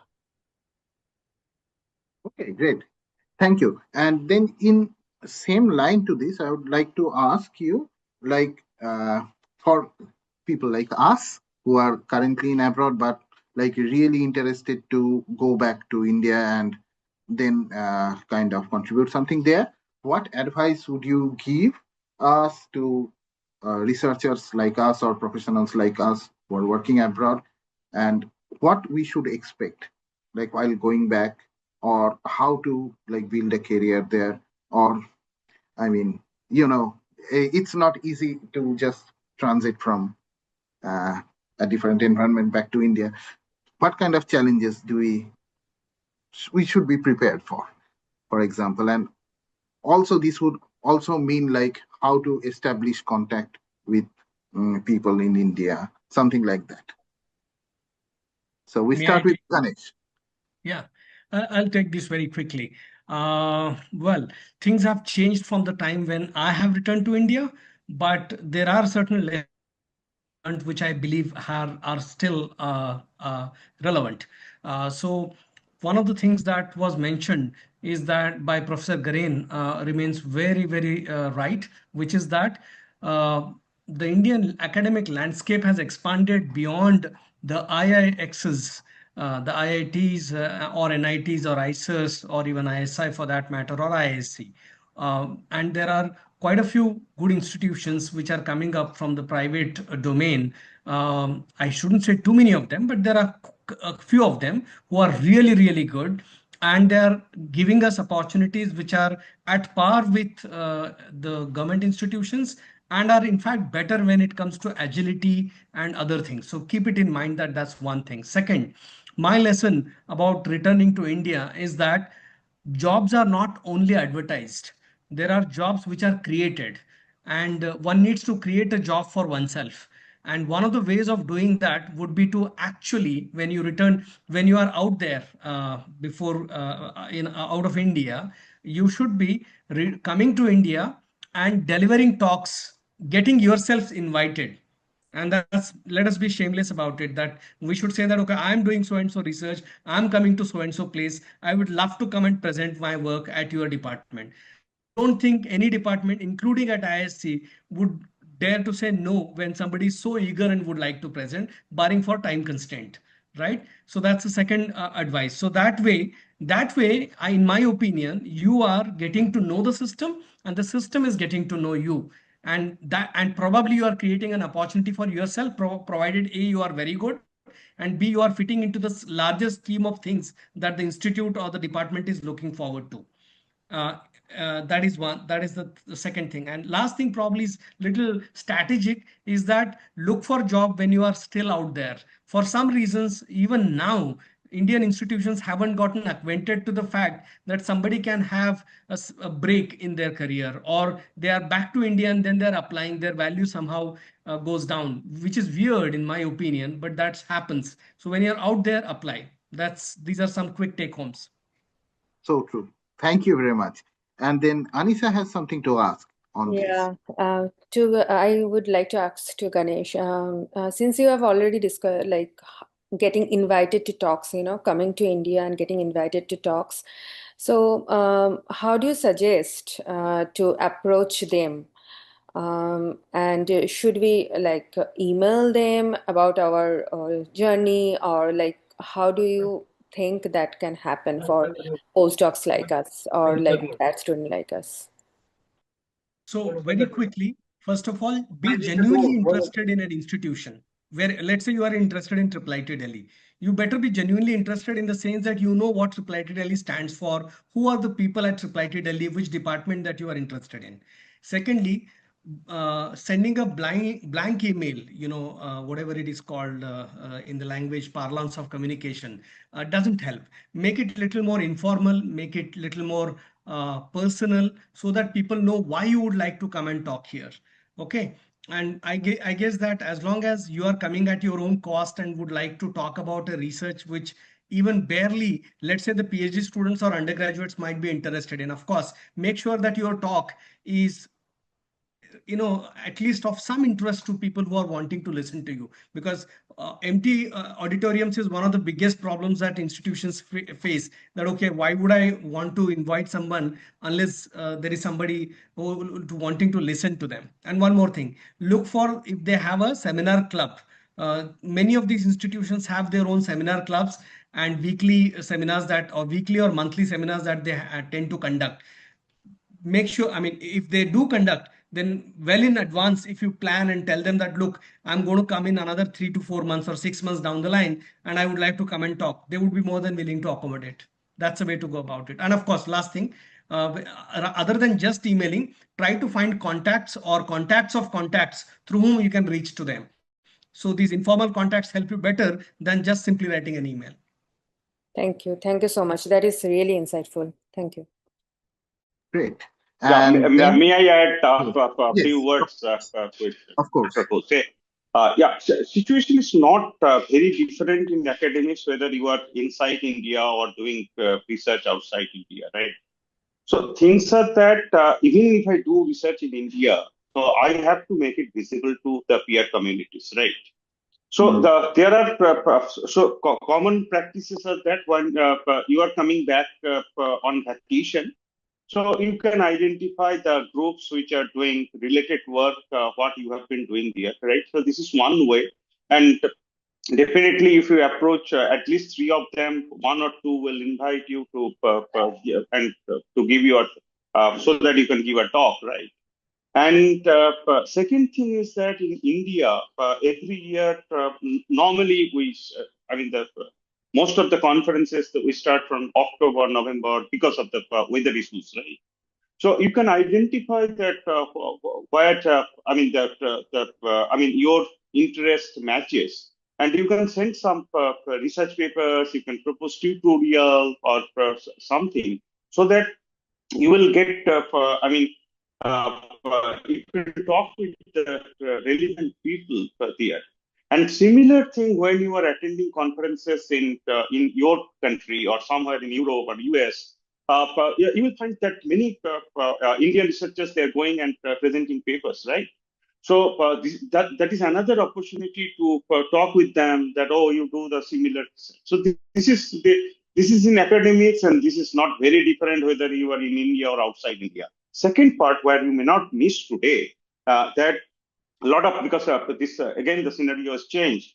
So a lot of people, they are doing PhD and postdoc. They're coming back in India and joining industry research labs. So, for example, say Apple India, I know that some very good chemistry scholars, they finished PhD and came back, joined Apple here in Bangalore. Samsung is there, so Google is there, and then many companies. Who are from engineering. You can find out opportunities whether you can join an industry research with your very high valued PhD and high valued postdoc experience, right? So it's not because this scenario in India is completely changed now, because you will get very suitable positions, sometimes very challenging also in industry labs.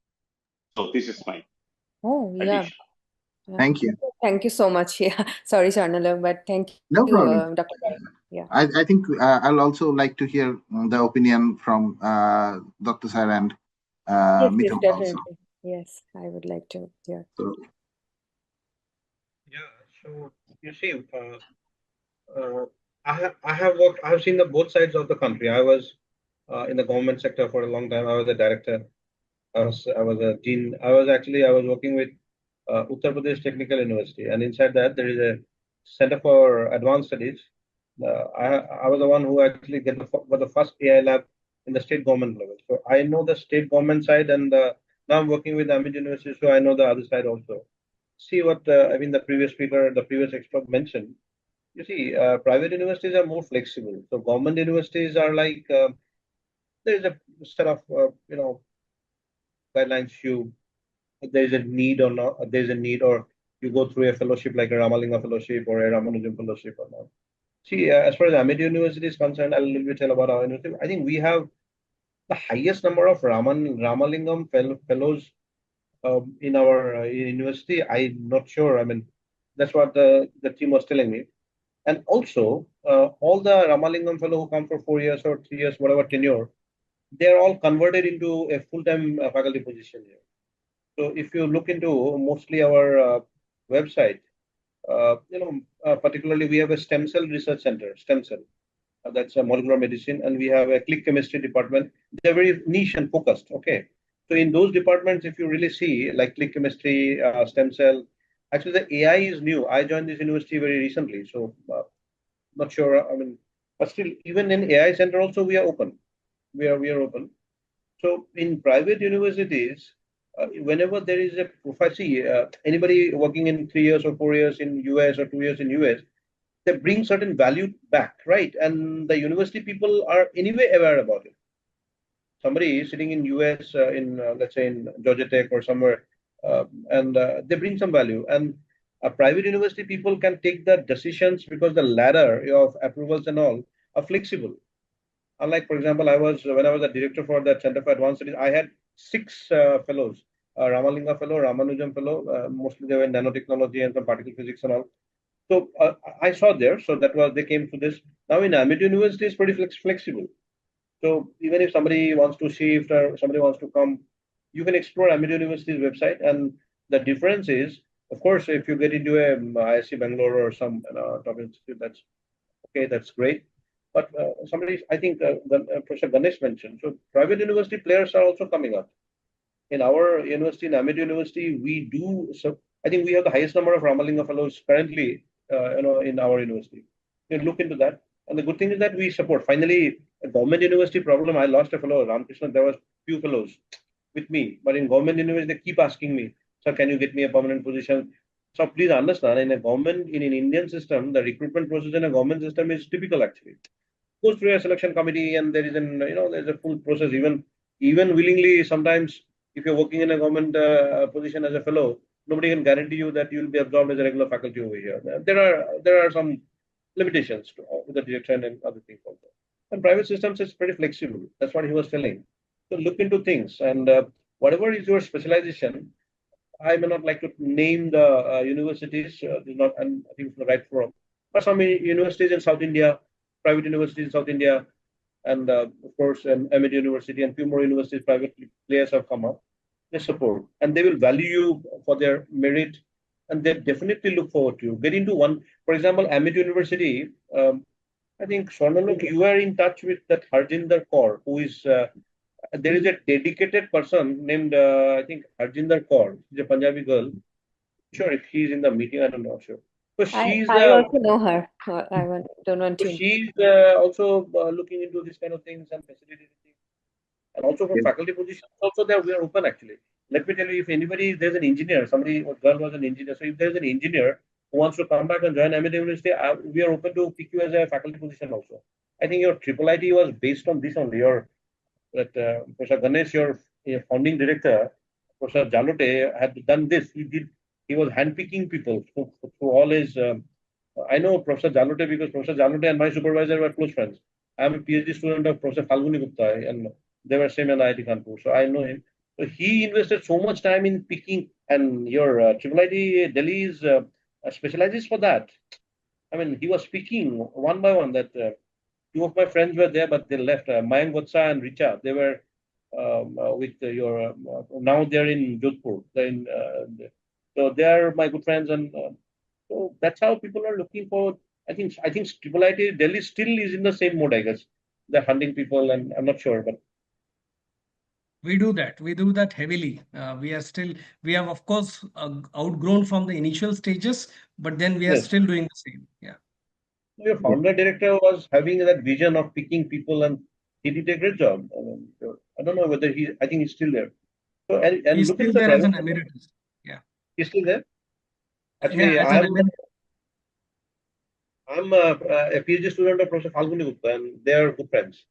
Professor Jalote and Professor Falguni were good friends. So I know the genesis of your Triple IT Delhi. So it was very nicely. So candidates like you can actually look into that, and private players have also come up. See, Ahmed University have a very specific stem cell research, a very specific click chemistry. These you do not find in normal in Indian university system. You won't find. Now I have set up purely a Center for Artificial Intelligence. I am ready to pick faculty irrespective of whether he is a computer scientist or not. If you understand, if you come with a domain knowledge and understand, how to curate data, I'm perfectly fine to pick you as a full-time faculty here. Look into this kind of things. We already do that. Just I was to ask something in the same line, since Professor Garai and you both are like heading a department, and Professor Ganesh is dedicated, your institute is dedicated for this kind of thing. So what about like if someone is looking to apply to your departments or your institute? So like what kind of qualities or skills do you look in for them as a faculty or prospective faculty? So I can tell about Triple IT. Sorry, please go ahead. Please go ahead, Professor Datta. See, if you ask me as a recruitment, I think the audience, I'll look into two things. If I am going to pick a pure AI scientist, I'll look into somebody who knows transformers and above. That machine learning, deep learning era is gone. I will not pick somebody on his strength on machine learning. I will look into somebody from 2018. I mentioned that transformer and above model, if they have experience on the Gen AI space, you can at least know how to use the foundation models. I look at that for an AI architect. But as a domain scientist, let me tell you, I recruited a girl. Her name is Madhumita De. She's from IIT Kharagpur. She doesn't have any computer science degree. She has done her PhD. Some geospatial, some remote sensing, some geospatial, some satellite data work he has done, and her MTech and PhD is also in some remote sensing kind of thing. She doesn't have a single computer science degree, not even an electronics or electrical degree. All her degrees are remote sensing and some. I picked her as a faculty in my department. She's still working, and she's IIT Kharagpur, right? Please understand. I picked a fellow from IIT IIT Gandhinagar. He's an MTech in biology. His master's is in biological sciences. I looked into that he has a complete understanding of the AI pipeline. He knows. See, please understand. Understanding data, AI pipeline, the architects. See, me. Let's say I'm an AI architect. I'm only some 20% of the pipeline, but there is some 70 to 80% who are different. Even if anyone from your side, I'll look into if it is a core scientist, I'll look into transformers and above.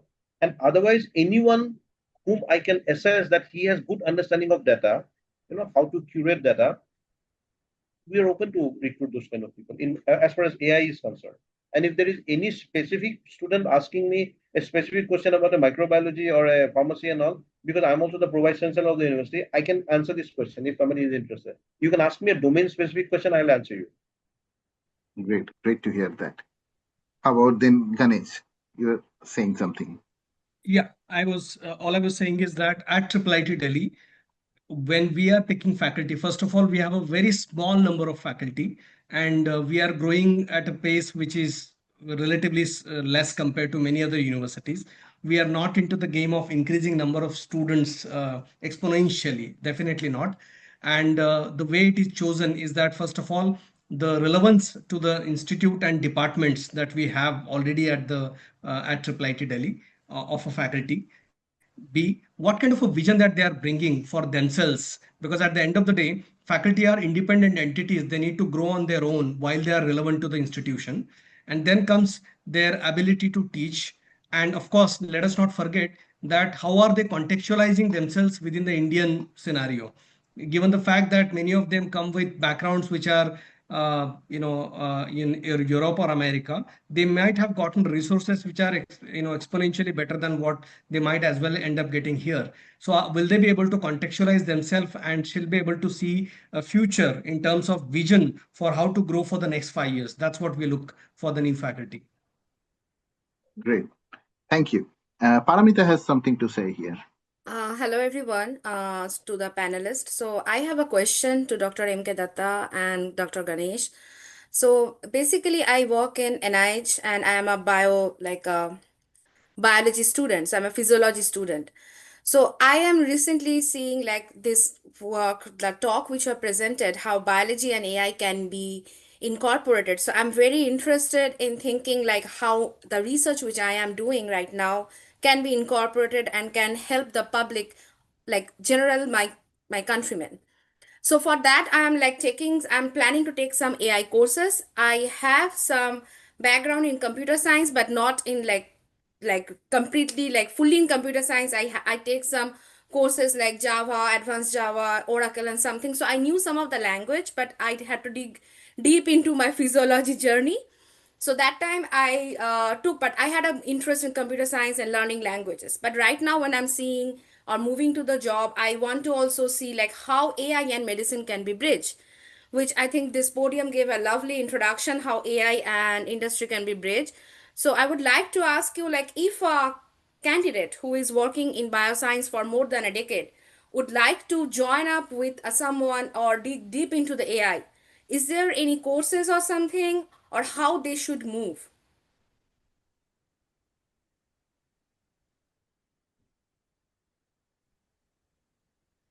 Professor Datta, you want to say something about this by any chance? Okay, let me check. See, Paramita, the point is, the problem is a conventional biologist, a conventional clinical scientist, sorry to say, many of them do not understand the AI language. They think AI is magic. Even we are sitting in 2025, many scientists do not understand how AI works, right? So to answer your question, the first thing is that you should know, see, you do courses. I'll mention a couple of courses for you. But what you should know is that you should know the entire AI pipeline. AI is a full pipeline. The architecture development, when you are training a model essentially in a GPU, not sure what kind of data you may, are you working on images? Are you working on protein strains? Are you working on, some biosignals, biomarkers? So these are most likely, this is the data you're working on, right? Maybe images and some markers and some sequential models. The question is, you should know how AI accepts this data, in what form. See, annotation. There's something called as annotation. In images, we annotate data. You curate data. We cannot put some junk to a clip model or any transformer-based model. So for that purpose, if you really understand what kind of data curation is done and how this data is discriminatory or decisive in training an AI model, you need not.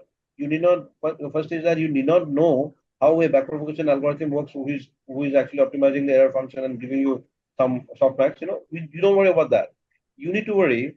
What you need to understand is that how do you formulate a problem that can be solved by an AI? So the data curation, the annotation part. Can you tell me? I'll give you an example. You tell me, are you working on imaging or protein sequencing? Yeah. What is your? Tell me a couple of your research problems. I'll answer. Is Yeah, it imaging? honestly, I'm working on calcium signaling and ion transporters, like ion channels. So I am like into electrophysiology. So in No, disease I and will in not health, understand. I will not understand. Tell me, your data is an image data? Is it a tabular data? Is it a sequential no, data? Or what kind it's a graph-based data, if I can say it correctly. the graph? It will be a sequential data which has been plotted in a graph. Yeah, So yeah. It's like an anyway, electrical signal, which is converted into a graph. the signal will be a sequential data, time series, whatever.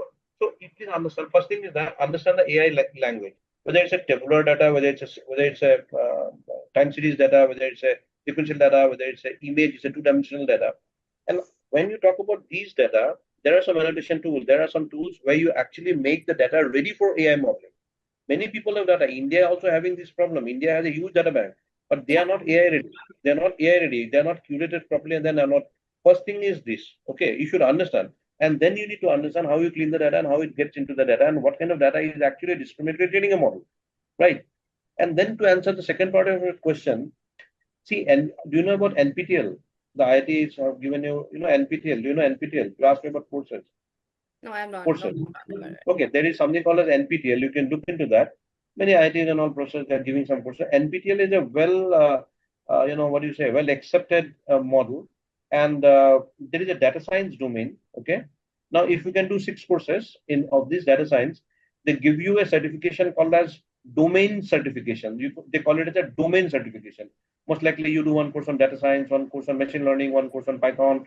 1 course on some. There are some courses you can 1 course on deep learning.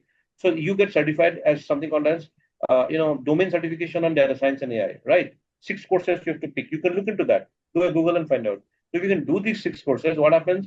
It's a sequential. And in fact, if you look into their website, they'll also recommend you which one to take first and which one to take next.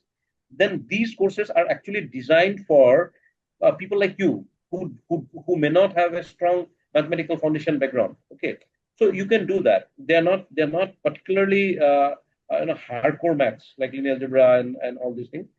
So if you can do 6 courses out of it, you are actually certified.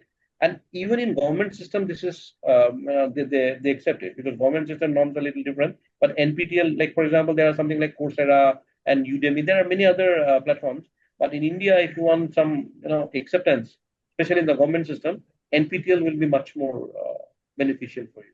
Go for that. Go for the data science 6 weeks course, 8 weeks course. They have 6 weeks course. They have 8 weeks course. Okay, and everything is online, and they're very relatively cheap. I think Indian money 800 rupees. Sometimes they give it 50% discount. 700 rupees, 800 rupees in Indian money. You register, you get the certification. Do 6 courses. Get as a data science domain. You can do it by sitting in your US or whichever country you are right now. So that's how. And they're not money oriented thing. Like they're not like in private professional money oriented company who is just trying to give you. It's not like that. It's very much accepted. I hope I have answered your question. Yeah, that's great. Thank you so much, Prophet Doctor. Yeah. Yeah, great suggestion. Now we have one question from Kanchana. Hi, this is like a general question to the panelists. So, what role do you think we can play in shaping the ethical AI development, especially considering our unique challenges like data access, regulation, and diversity, especially in India? Like,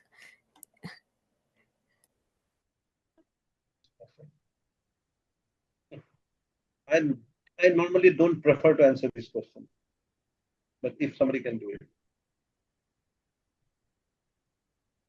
Professor Ganesh, Right. So, Professor Garen, please go ahead.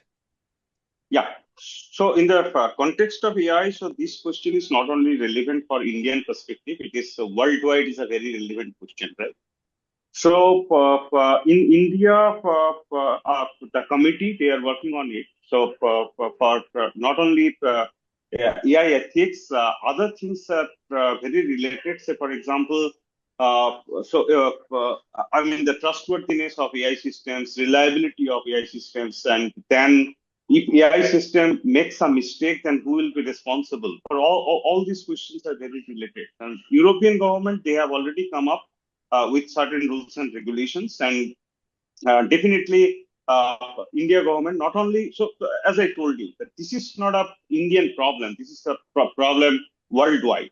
So rules and regulations will be, certain things will be very common, and certain things will be, country dependent. Say, for example, so if you are in Norway, AI technology that can replace human labor, right? That is acceptable because you don't have that many human labor, right?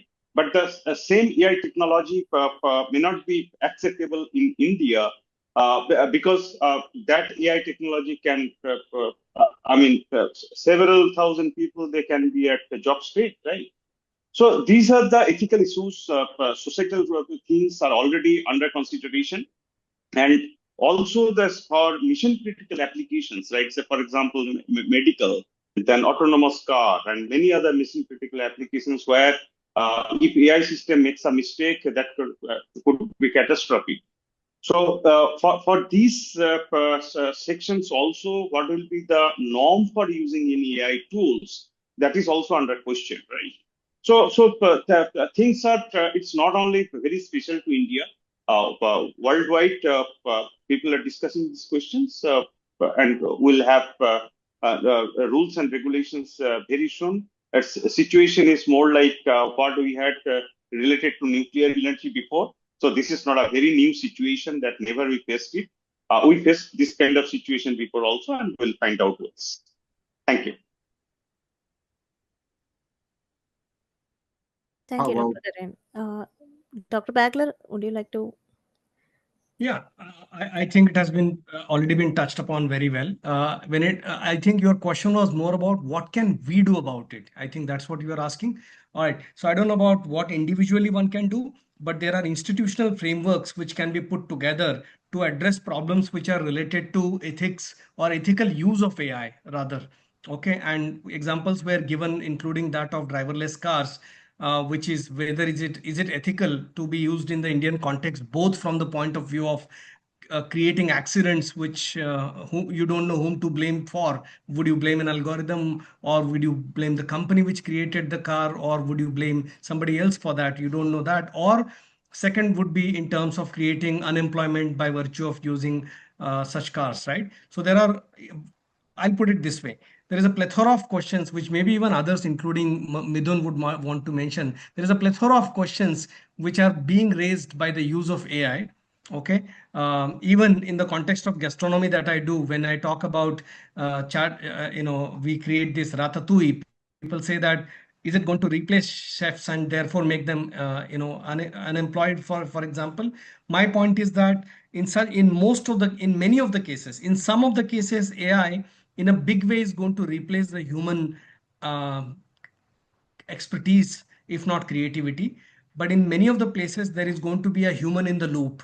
For example, in the case of radiologists, example that Professor Datta gave, I'm very, very sure that when it comes to making critical decisions about cancer diagnosis, there will always be human in the loop, especially when the machine is saying no cancer, because that is the case of false negative, which needs to be taken through a human, without which giving a judgment that there is no cancer would be extremely catastrophic. So there are a lot of things that are yet to be done, frameworks to be created by the governments to be able to make sure that the AI is ethical. It can't be covered within a few minutes, I would say. It's an open question. Nobody can answer this question. Kanchana, see, I I was in the national television in a program a few weeks back. They were asking where the program was. That the New York Times, it's a very old newspaper. New York Times have sued the OpenAI. Are you aware of it? New York Times have sent a legal notice to OpenAI, claiming that all my information that in New York Times have been publishing for the last 50 years or 100 years, you have trained your GPT with my model and you give me some revenue sharing. You don't understand the question. And he cannot claim, Sam Altman has no answer that he cannot say that he didn't use the New York Times in training his GPT model. See, I'll tell you like this ethical question, I have been a part of many committees. Let's say you talk about nuclear weapon, right? So 5 top presidents of the most powerful countries will sit. They will say no nuclear war. Let's not do the nuclear. They'll go back to their own countries and call the nuclear scientists, and they will tell these fellows are doing great. Please accelerate our nuclear war. So that's how the OpenAI. So they will make a global. There was a GPAI, Global Partnership AI. Our Prime Minister was inaugurating in Bharat Mandapam. All the big people came from all the countries. They go back, and I saw in a top country. I would not like to take the name. The top AI CEOs were sitting with the president of this country, and they were telling that they're discussing. We know what they were discussing. So it's like if it is US, they do not want the AI technology to go out of US. If it is China, they don't want to. You must be knowing that China is creating great vibrations. You must be knowing, right? They have brought this US giants to their knees. You must be knowing that. DeepSeek has come out. So this ethical question is difficult to answer. Everybody in a public meeting will say it is very this and this. They go back to their labs and they start doing everything. Look at China. Look at other countries. They're doing it actually. So normally I don't answer these questions. There's no reason answering these questions. Thank you. See, the point is, if you have a gun, you're going to use it anyway. See, the point is, you have a rifle. Let's say you have an automatic stun gun, and then you are making explanation that I should not use a gun and I will not use a gun to threaten somebody or get a ransom. But you already have this. So use and misuse will depend on you. So you can't, and you cannot control it. So I'll tell you, it is just like the nuclear thing. We have got big summits, like nobody is supposed to do nuclear weapons. They go back to their own countries and they give more budgets to their nuclear scientists to do more experiments. Must have seen in Europe and there is a commission, in US there is a commission, and they're all doing it. And you can't stop doing that, right? Yeah, it's beyond any countries. Okay. Great insight. But I have one quick question. Since I'm working on wearable sensors, so these are basically textiles you wear, and then it can record things like motion or different kind of gait or walking steps, this kind of things. And what I see, the future of this kind of research is ultimately development of some kind of product. So how is that will be done by some kind of industry or startup. So then how in your institute is the collaboration ecosystem between academy and industry, or how well this thing can go to a startup, or how is this thing, this environment in your institutes? So Utpal sir wants to say something. Actually, I think we are about to finish, but one very important aspect we didn't cover in this meeting is that startup ecosystem in India. It's a very new thing. For a couple of years, government has pushed it like anything. And for this kind of problem, right? So, for example, you are not doing great research, but whatever you are doing is that has a very societal impact, right? So what government has pushed, 2021 onwards, that's a mission called Technology Innovation Hub. So in India, institutes like IITs and IIIT Delhi, ISI, so many institutes are picked up. And the idea was, government is giving for each institute 100 crores plus, right? So idea is not to do great research. Already, these institutes, they have developed great research. So some of the things whether they can productize, right, and take it to the society, take it to the market. So under this Technology Innovation Hub mission, so productization is supported. And you can come up with an idea, and then say young entrepreneurs like you, many of you can look for this. So mentorship, then infrastructural support, and also this financial support. All these things, government, they have bodies like NASSCOM and many government schemes and many facilities, tax benefits, etc.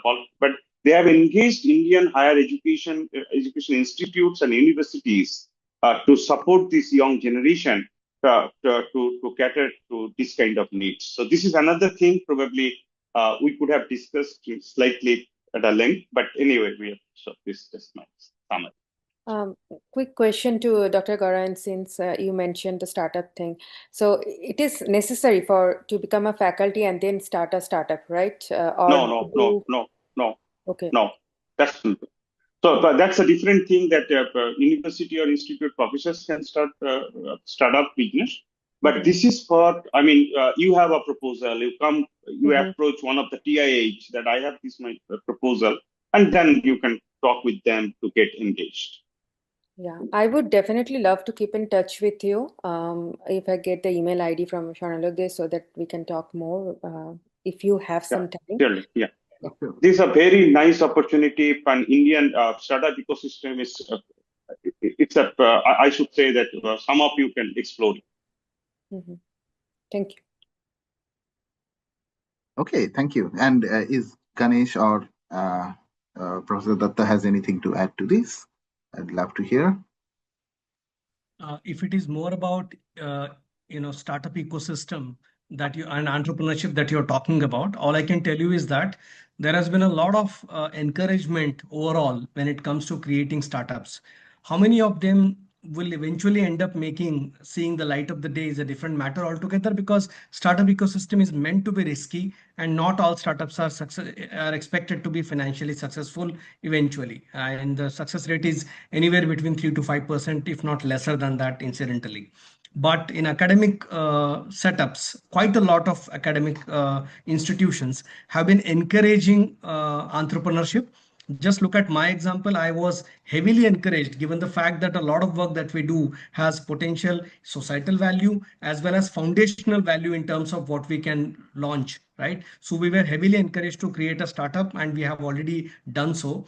And when it comes to even like TIH is a classic example of chain of institutions or organizations, Section 8 companies which were created by DST, through which support was given for creating productizing ideas, productizing knowledge that has come out of the institution. So some of you, if you have a bent of mind which is even slightly on the entrepreneurial side, you will be welcomed better than what you would have been 10 years back. That is for sure. Great. Okay. Anything from Professor Datta about Thank your you, Dr. department? Bagler. Thank you. Yeah, I mean, it has been well explained by both the previous speakers. Startup culture, if you ask about Ahmed University, I think these days most of the government universities also, there's an incubation hub coming up, and government is investing heavily on that. At the state level, when I was in government, around 121 crore rupees funding. On my directorship, we started a startup in Lucknow when I was the director of that. So there is heavy funding, and for example, Amity University, if you ask, there is an Amity incubation in Amity Innovation Incubator. So there are options because it is very seriously taken up. I think government is serious. Our government is also encouraging. There are many schemes actually. So for that the wearable technology you're talking of, these are futuristic technology. So they're anyway going to come up big way. So the question is, how do you do the trials and how do you do the validation? And so if somebody who is passionate enough, and for a country like India, if you have to give low cost solutions, what you need to understand about in a country like India, the solutions has to be low cost. It has to be affordable, right? So these are, I think, futuristic technology. I think like piezoelectric sensors and these kind of sensors used, right? Yes. Piezoelectric accelerometers. Yeah. These are all. Yeah. Great. Thank you. Then. Thank you. Okay, we are almost. We crossed our time, so I'll ask Kanchana to conclude the session. So, please. Thank you. Swarnala, would you like to share the slides, please?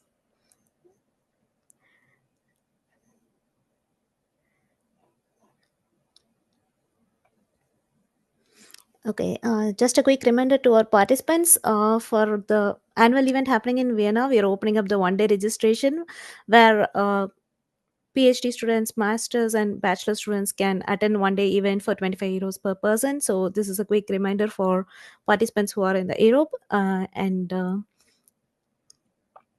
Next slide, please. Thank you. Yeah, thank you all for attending this session. I would like to take a special thank you for all the panelists for answering our questions, for explaining about the AI horizons. I'm sure all the participants would have taken some interesting take-home message. Thank you, Dr. Datta. Thank you, Dr. Ukraine. Thank you, Dr. Ganesh and Mr. Mithun. And this is our social media handles. And thank you so much. Thank you, Thank you. panelists, and thank you, participants. Thank you. Thank Bye you. bye. We'll close the session now. Thanks. Bye bye. Thank you. Thank you. Take care. Take care. All Thank the best. you.